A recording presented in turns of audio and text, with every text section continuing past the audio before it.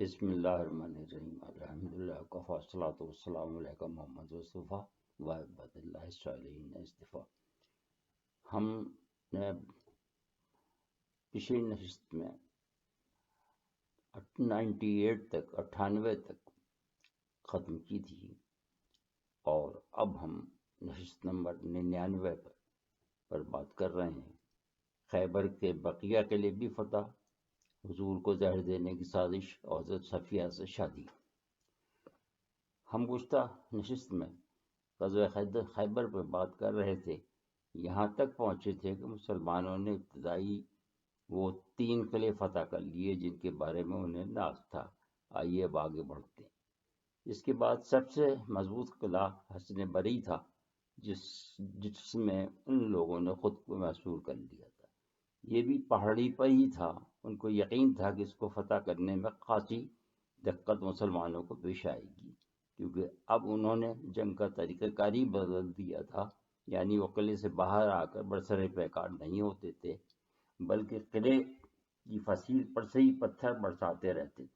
مسلمانوں کو جب خاصی پریشانی پیش آئی تو انہوں نے دوسرے ذرائع اختیار کرنے کا فیصلہ کیا، لہذا حضور نے ان کو منجنیقیں نصب کرنے کا حکم دیا، جو کہ مسلمانوں کو انہی کے ایک مفتوحہ قلعے سے حاصل ہوئی تھی، اور اس سے قلعے میں شگاف ڈال دیے۔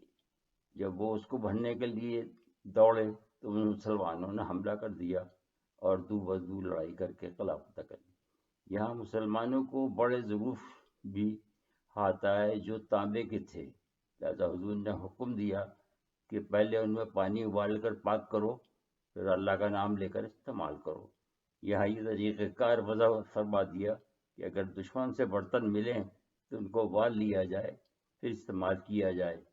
یہ حضور کی ذاتی حکمت پر دلیل ہے، کیونکہ اس زمانے میں نہ تو کوئی اس رات سے واقف تھا کہ جرمز کیا ہوتے ہیں، نہ اس سے واقف تھا کہ زیادہ تر جرثومیں بہت زیادہ درجہ حرارت پر مر جاتے ہیں۔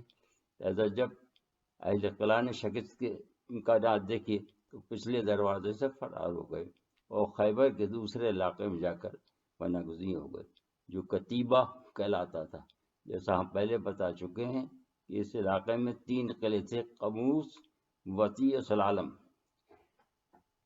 فتح حصن قموس ان قلعوں میں سے سب سے مضبوط تھا، جس کا مسلمانوں نے 20 دن تک محاصرہ جاری رکھا، اور یہ دوسرا مضبوط قلعہ بھی حضرت علی رضی اللہ تعالیٰ عنہ کے ہاتھوں سے ہی فتح ہوا۔ اسی قلعے سے حضرت صفیہ بنت حی اسیر ہوئیں، جو بعد میں حضور کی ازدواج میں داخل ہوئیں۔ اس کی تفصیل ہم بعد میں بیان کریں گے، کیونکہ یہ گرفتار تو یہاں ہو گئی تھیں، مگر رشتہ ازدواج میں مدینہ پہنچ کر داخل ہوئیں۔ اس کے بعد مسلمانوں نے بقیہ دونوں قلعوں کا محاصرہ کر لیا، جو 14 دن تک جاری رہا۔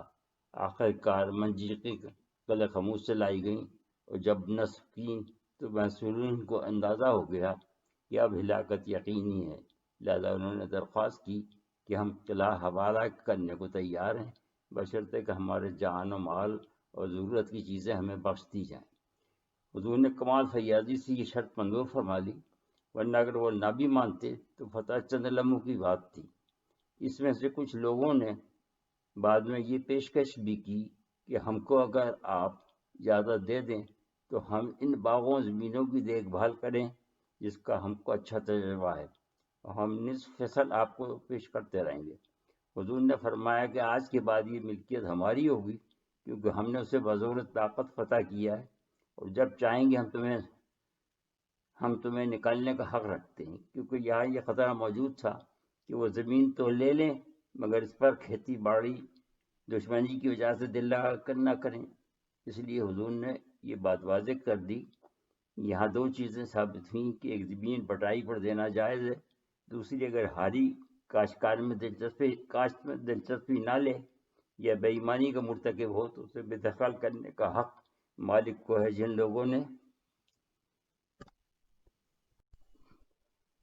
لوگوں نے شرائط کو قبول کیا وہ زمین حضور نے انہیں دکشنی کے پاس رہنے دی۔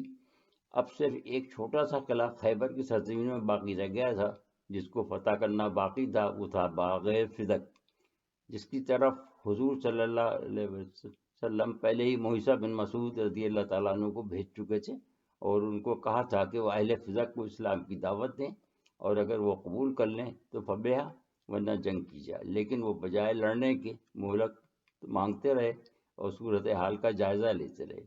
جب انہوں نے دیکھا کہ خیبر کا تمام علاقہ فتح ہو گیا تو انہوں نے بھی اپنے 2 آدمی حضور کی خدمت اقدس میں بھیج کر انہی شرائط کا قلعہ مسلمانوں کے حوالے کر دیا جن پر کہ اہل خیبر نے صلح کی تھی۔ چونکہ یہ علاقہ بغیر لڑائی کے ہاتھ آیا تھا، لہذا یہ حضور صلی اللہ علیہ وسلم کی ملکیت قرآنی احکام کے مطابق ٹھہرا۔ زہر آلود گوشت حضور کو دینا۔ جب حضور خیبر کی فتوحات سے فارغ ہوئے تو پہلے قلعے دار مرک کی بھتیجی اور حارث کی بیٹی زینب، جو کہ ابھی جذبہ انتقام میں جل رہی تھی، اس نے بڑی ہوشیاری سے ایک سازش تیار کی۔ مقصد یہ تھا کہ جو چیز اس کی قوم میدان جنگ میں نہ حاصل کر سکی وہ حاصل کر لے، وہ تھی حضور کی شہادت۔ لہذا اس نے زہر سے ہلاک کرنے کی سازش کی۔ اس نے سوچا کہ اگر وہ قتل کرنے میں کامیاب ہو گئی تو عربوں میں دوبارہ افراتفری پھیل جائے گی اور اس کی قوم پھر اس سے فائدہ اٹھا کر دوبارہ خیبر پر قابض ہو جائے گی۔ مگر اللہ کی اپنی تدبیر تھی، جو بچانے والا بھی ہے اور ماننے والا بھی۔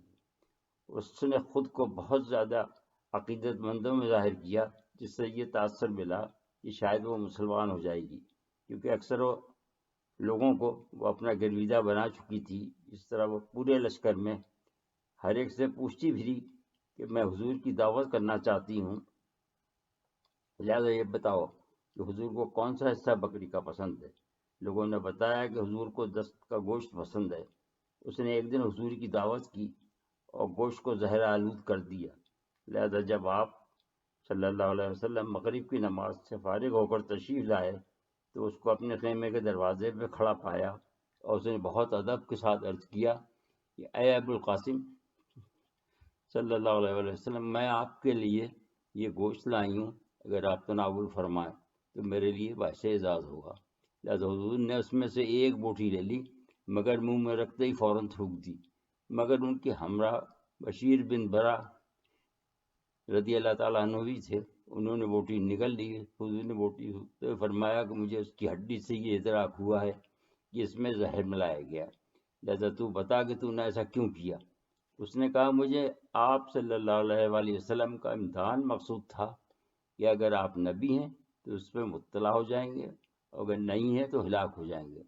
حضور صلی اللہ علیہ وسلم نے اس کا استدلال سن کر اس وقت اس کو معاف کر دیا، مگر وہ زہر چونکہ بشیر کے لیے مہلک ثابت ہوا تھا تو اس کے قصاص میں قتل کر دیا گیا، کیونکہ ان کے ورثہ کسی اور بات پر راضی نہ ہوئے۔ حضرت صفیہ کا زوجیت میں آنا، اس پر اختلاف ہے کہ ان کو ام المومنین کا درجہ حاصل ہوا یا نہیں، مگر یہ حقیقت ہے کہ وہ حضور کی صداقت سے حضور کے مدینہ آنے کے پہلے دن سے ہی واقف ہو گئی، اس لیے شاید وہ قلعے سے فرار ہونے والوں میں شامل نہیں ہوئی۔ جب حضور مدینہ میں تشریف لائے تو ان کے والد و چچا جو سردار تھے حضور سے ملنے گئے اور واپس آئے تو بقول ان کے بہت گھبرائے ہوئے تھے۔ پھر دونوں آپس میں باتیں کرنے لگے کہ یہ تو حقیقت ہے کہ یہ وہی نبی ہیں جن کا ذکر تورات میں ہے، مگر ہم مانیں گے نہیں، اس لیے کہ اس طرح ہمارا تسلط علاقے پر ختم ہو جائے گا۔ یہ بات ان کے کان میں پڑ چکی تھی، لہذا تون کہین اپنے باپ کے کہنے پہ شادی تو کر لی، مگر نبی نہیں، کیونکہ ابھی تک وہ خواب مدینے کے دیکھ رہی تھیں۔ لہذا اس جنگ کے دوران چند یوم پہلے بھی انہوں نے یہ خواب دیکھا کہ یثرب کا چاند میری گود میں آ گیا، تو انہوں نے اپنے شوہر سے ذکر کیا۔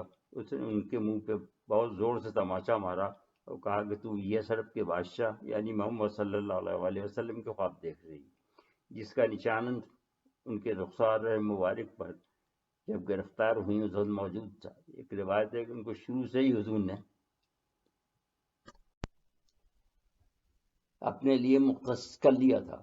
عربی میں صفیہ چونکہ اس حصے کو کہتے ہیں جو کہ بادشاہ یا امام کے حصے میں آئے، لہذا ان کا نام صفیہ پڑ گیا، جبکہ اصل میں نام زینب تھا۔ مگر ابن اسحاق رحمہ اللہ علیہ نے لکھا ہے کہ وحید بن خلیفہ کلبی رضی اللہ تعالیٰ عنہ نے انہیں حضور سے مانگ لیا تھا جب وہ مال غنیمت کے طور پر لائی گئیں۔ اس سے پہلی بات غلط ہو جاتی۔ وہ تحریر فرماتے ہیں کہ ان کی پہلی شادی ان کے خاندان میں ہی ہوئی تھی اور اسلام بن مشکم کے ساتھ جو نبھ نہ سکی۔ اس کے بعد دوسری شادی کنان بن ابی حقیق کے ساتھ ہوئی۔ انہی نے یہ بھی بیان کیا ہے کہ جب یہ بات صحابہ کرام رضوان اللہ تعالیٰ علیہ میں اجمعین کو معلوم ہوئی تو انہوں نے عرض کیا کہ حضور، چونکہ یہ حی بن اخطب کی بیٹی ہیں جو کہ بنو نذیر کا سردار تھا اور سردار سمول کی نواسی جو کہ بنو قریظہ کا سردار تھا، لہذا آپ انہیں اپنی زوجیت میں لے لیں تو بہتر ہے۔ لہذا آپ نے وحید کلبی کو پورا معاوضہ ادا کر کے ان کو آزاد کر دیا اور یہ آزادی ہی ان کا مہر ٹھہرا۔ پھر حضور صلی اللہ علیہ وآلہ وسلم نے ان کے ایمان لانے کے بعد باقاعدہ اپنے عقد میں لے لیا اور مدینہ پہنچ کر ام سلمہ نے ان کو دلہن بنایا اور دوسرے دن صبح کو دودھ ستو گھی ولیمے میں مہمانوں کو پیش کیے۔